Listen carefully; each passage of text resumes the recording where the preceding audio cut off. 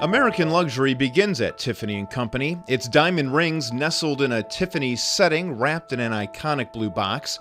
Movie enthusiasts have seen the world-renowned Tiffany diamond, worn by actress Audrey Hepburn in cinema classic Breakfast at Tiffany's. From fine jewelry to leaded glass lamps, there's a father-son team behind the elegance. We introduce you to the King of Diamonds, Charles Louis Tiffany, and son Louis Comfort and his lifelong quest of beauty on Newsmakers. People know the name Tiffany, and typically it means either glass or jewelry, and there are really two Mr. Tiffany's if you look at the history of Tiffany & Company. Well, there's the founder who founded the jewelry company, and there's the son who made himself world famous as the greatest decorative artist in America. They're two very different people. The father is not so well known as a personality. Certainly the company, Tiffany & Company, is world renowned, and certainly Louis Comfort Tiffany is equally world renowned. So we know Louis Comfort Tiffany is who most people would then recognize. I think everybody in the world recognizes Tiffany glass, talks about owning a piece of Tiffany glass. Definitely is recognized. However, I don't think since Audrey Hepburn made Breakfast at Tiffany in 1961, there's a person in the world that doesn't recognize Tiffany & Company as well. And yet, folks really don't know Tiffany quite so well. Take us through a bit of the history. Charles is the father. Charles is the father. Charles founded Tiffany & Company with a friend, John Young, in 1837 on the extraordinary capital of $1,000, and their first day of sales was $4.95. I'm happy to say sales have increased since 1837, and by 1867, at the Paris World's First Fair of 1867, Charles Tiffany's Tiffany & Company won the first prize ever awarded to an American company by a European jeweler. And that encouraged an expansion of Tiffany & Company. He immediately, the next year, opened a branch in Paris and a branch in London. This relates directly to our friend Louis Comfort Tiffany because he sent his son there to study art and design and painting that very same year. And Louis Comfort Tiffany travels the world extensively and really broadens his horizons and sees art forms in different regions of the globe. Well, to understand exactly what he did, if I could talk 1 second about Paris in 1868 when he arrived there. Paris in 1868 was in a craze of Japanism. Everyone of any means, taste, had to collect Japanese prints, Japanese lacquers, Japanese netzukis, Japanese objects. There was a complete Japan mania in Paris at the time he arrived. Now, why is this important? I think it's important because if you just look behind us, you will see that the patterns of his lamps and many of his patterns are clearly influenced by Japanese woodblock prints and this love of nature and stylization of nature of the Japanese. Now, 1868 in Paris had another major event. The Empress Eugenie opened the Suez Canal that year, and therefore there was a mania for Orientalism. So these two things combined led the young Tiffany, who was quite young at the time. How old was he? He was 19 years old. Suddenly he was sent to study with an Orientalist French painter. He also arrived in the city where Siegfried Oriental Bazaar was the most popular store for everybody to go and visit, try to buy something Japanese or something, quote, Oriental. That's incorrect, we say Asiatic now. So the young man's imagination was completely fired by this, and of course he wanted to see for himself. He wanted to go to North Africa, to the Middle East. He didn't want to go to Japan, but he was very influenced by what we saw of Japanese art in Paris of 1868, which is the Second Empire Paris is something we can't possibly imagine. I mean, it was something of unbelievable wealth, of unbelievable glamour, and it certainly turned the young man's head.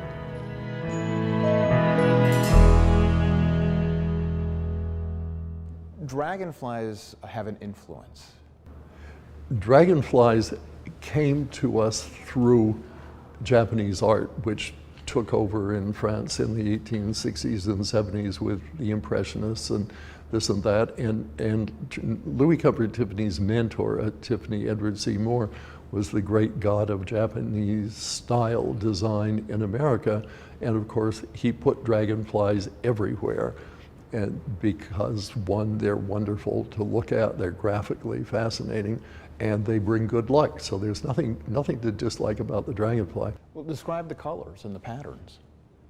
Well, the patterns, of course, are stylized, like in Japanese prints, which nature is always turned into a very stylized graphic with, in this case, the Japanese don't repeat patterns so much. People look at Tiffany glass frequently and say, oh, it's painted, you couldn't have gotten all those colors. No, in his studios, they made thousands of sheets of mixed colored glass, and to make the shade, people would pick out the exact piece that fit the design, and you look at it, there is no painting. That is actually all the color is in the glass. And the smaller pieces he called jewels. So because of the family and Tiffany's love of jewels, he interspersed the patterns with what he called jewels, these cabochons of glass. What were some of the other influences in his life, the different styles? He was also very interested in ancient art. His father was a great friend of General Cesnola, who Abraham Lincoln had appointed to the ambassador to Cyprus. While he was there, there was a huge discovery of Cypriot gold and ancient artifacts in Cyprus. This also turned as an inspiration, and you can see in this exhibit here at the Kalamazoo Institute of Art a Cypriot vase inspired by ancient glass dug up in the Middle East. And of course, when people think of Tiffany glass, they of course think of iridescence. Well, of course, all that glass that had been in the ground for 2,000 years had acquired an extraordinary iridescence that it did not have when it was made. But he was fascinated by that and wanted to work to learn ways of how he could, in then modern times at the end of the 1890s, begin to reproduce this iridescent effect he found so fascinating of these ancient glass objects dug up in the Middle East. This is where the Egyptian influence intersects with the Favreau glass of... The Egyptian influence, yes, as I said, started out with his knowledge and the Egyptomania in Paris with the Empress of France opening the Suez Canal. And so he immediately started adopting things that were him Egyptian, such as the combination lapis lazuli and gold and Egyptian jewels. And I think this mosaic is perfectly beautiful because of the subtlety of the colors in his Favreau glass, where he could achieve all different hues of lapis lazuli mixed with gold. And these things are nice to see here in Kalamazoo because, as I say, it was for his mosaics as well as the stained glass in Chicago in 1893 that he became so famous, world famous. And I think it's a great example of the subtlety of coloring of Favreau glass, and also the abstraction of what he saw in Egyptian art and Egyptian jewels into this geometric panel, but that screams of being Egyptian. And you see some of that with the mosaics as well. You see it definitely in the mosaics, and that continued later on in his life. Of course, he lived to see the opening of the tomb of Tutankhamun, and that led to a number of pieces, or quite a number of pieces, of Neo-Egyptian style jewelry.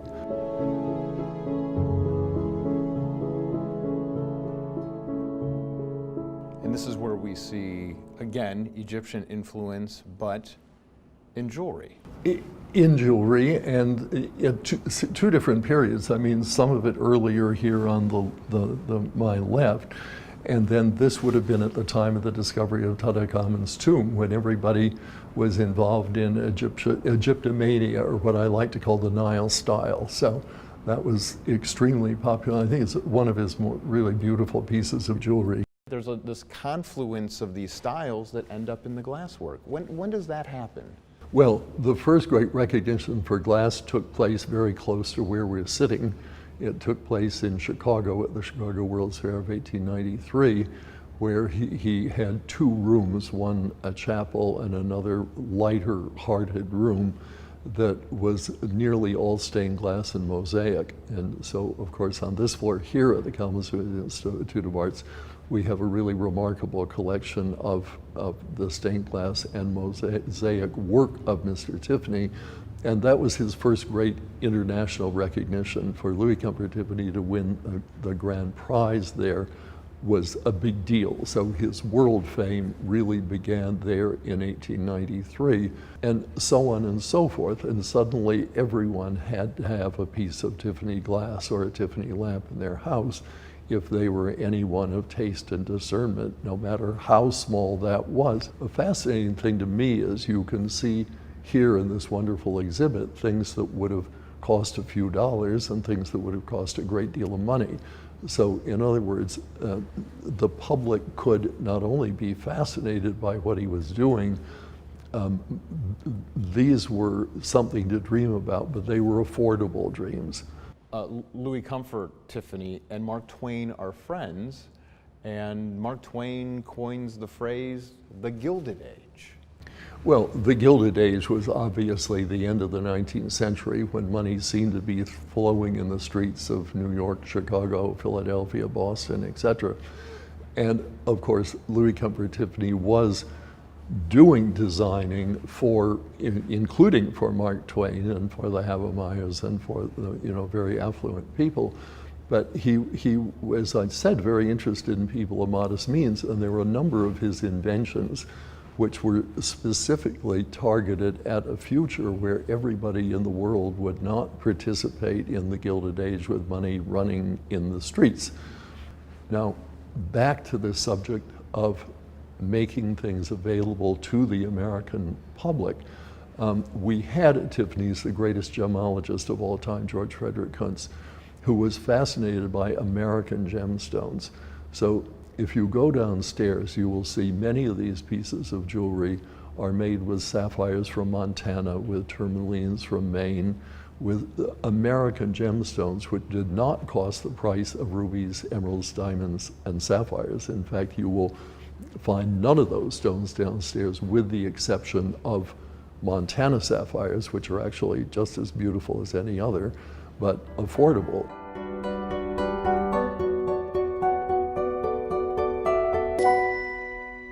And we can't forget about interior design. This would have been leaded glass designed for someone's home. This is a stained glass window, not for a church at all. This would have been for somebody's rather grand house.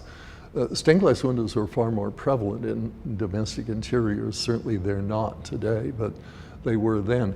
And as we were saying, he based his designs on very simple things. This is grapes and lemons.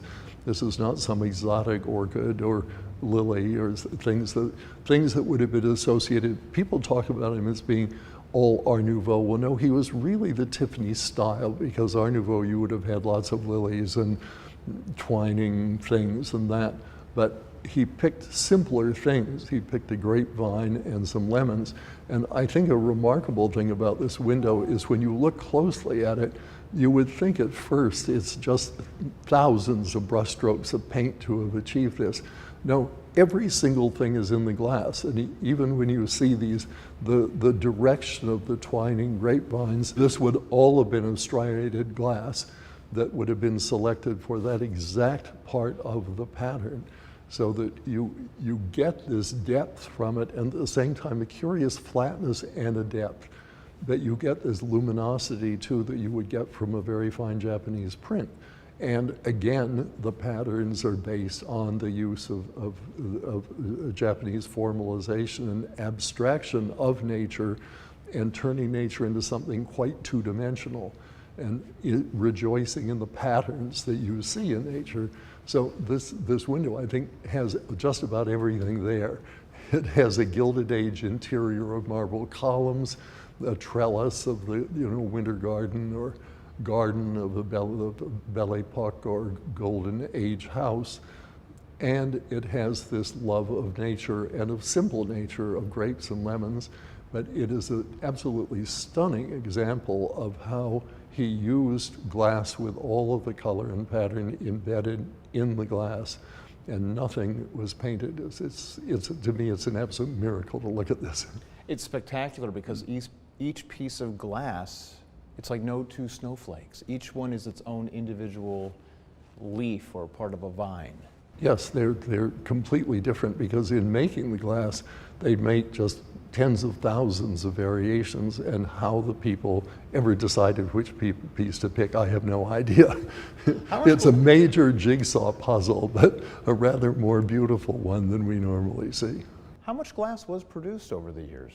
There's no way of knowing, but they're still preserved at the New York Historical Society, crates and crates and crates in the basement that were never eventually used for windows or lamps. So they were constantly producing it because you had to have an avalanche of colored glass to pick out the exact piece you needed for that leaf or that piece of fruit or that vine.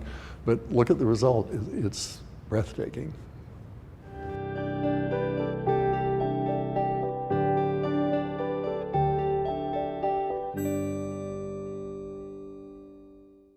I can only imagine the quantities of glass that had to be produced to make this all happen. Well, it had to be an industrial quantity of glass, and there was so much of it. I'll tell you a very strange fact. Louis Comfort Tiffany died in 1933 at the worst part of the Depression, when no one had any money, no one was buying anything. And when he died, the company didn't know what to do with a great deal of the glass, and even lamps that were in work or finished. So they would put it all out on the sidewalk, and in the morning, horse-drawn carriages would come and take it and dump it in the Hudson River because they had no idea what to do with this anymore once he wasn't there. Well, his workers would come in the middle of the night and cart it all home. And I once met out on Long Island on Lefferts Boulevard in Brooklyn a family who had worked for Mr. Tiffany, and amongst other things, they had a peony standing lamp, not dissimilar to the laburnum lamp you see here. But a peony lamp today, standing lamp, might sell for upwards of $1 to $1.3 million. And this family's grandfather had simply carted it home because it was considered worthless at the time. Louis Comfort Tiffany things were not really valuable again until after the 1950s, which is, that's 17 years later from the story I'm telling you. But I'm old enough, I remember on 3rd Avenue in New York, you could buy a Tiffany lamp for $500.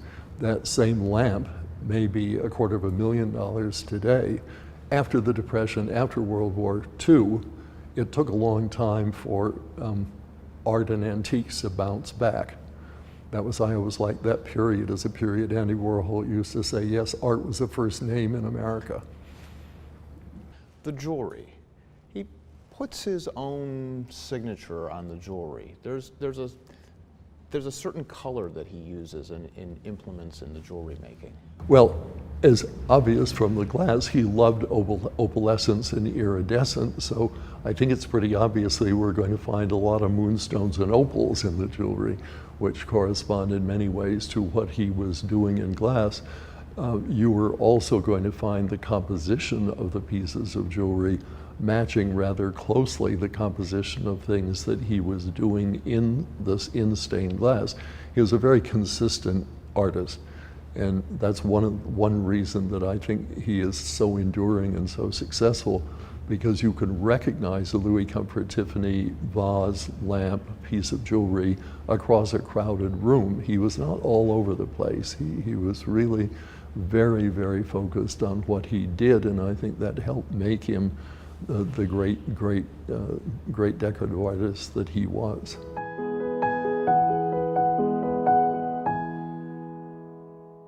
One of your favorite pieces of this exhibit is the necklace. Well, it was one of Mr. Tiffany's favorite pieces too. It was the center of his display at the Paris World's Fair Salon of 1906.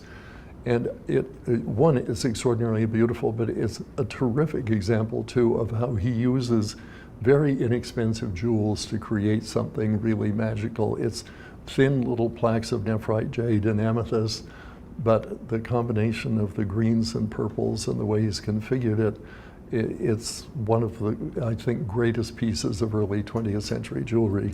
And as I say, Mr. Tiffany thought so too, so I'm just going to agree with him.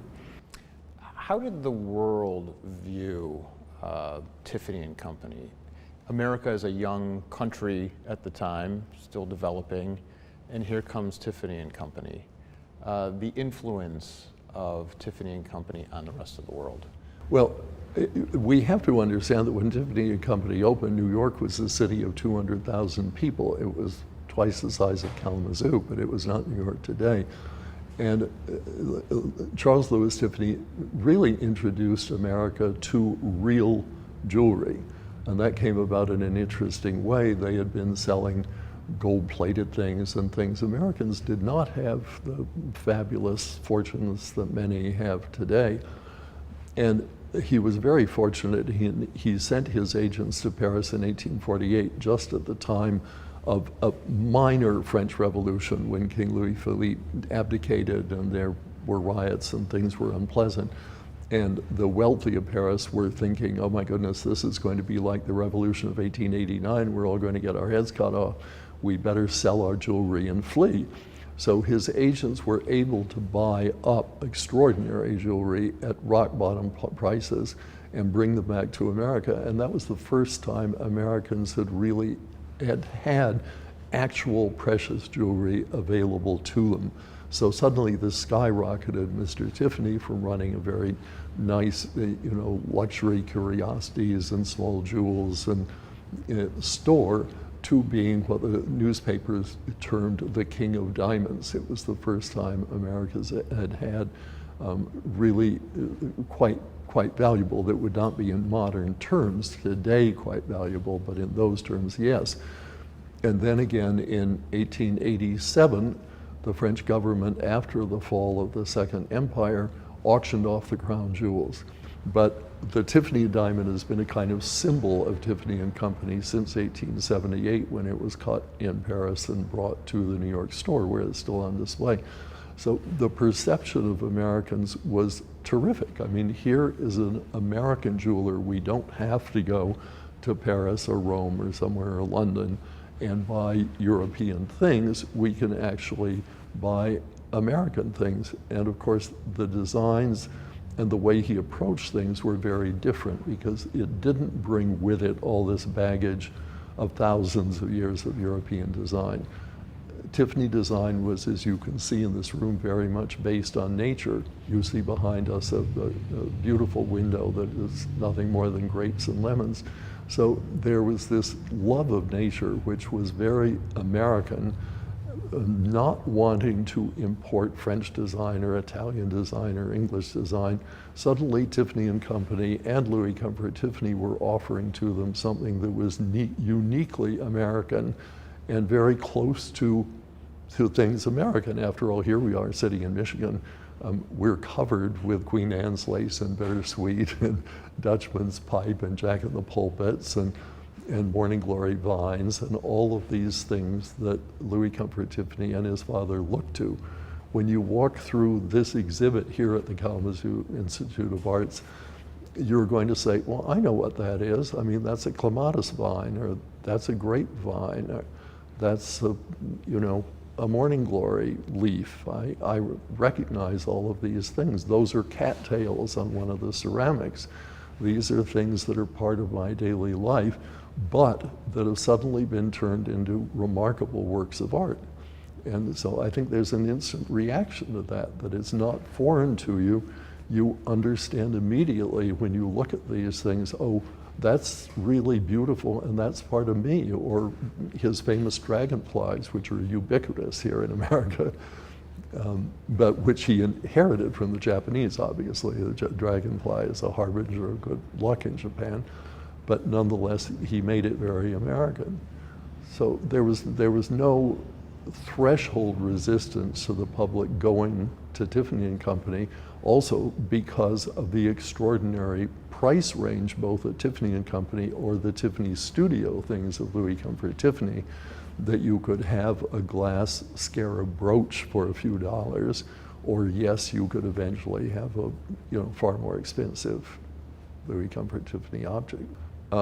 The other thing that I think is very important, Charles Louis Tiffany never gave interviews. He once answered a question for a German newspaper who asked him how, starting out with $1,000 and a little stationery and curiosity and fancy goods shops, did you manage some 40 years later to be the world's most famous jeweler? And Charles Louis Tiffany answered with one word: simplicity. John Loring, Tiffany and Company, thank you so much. Thank you so much for your interest in us.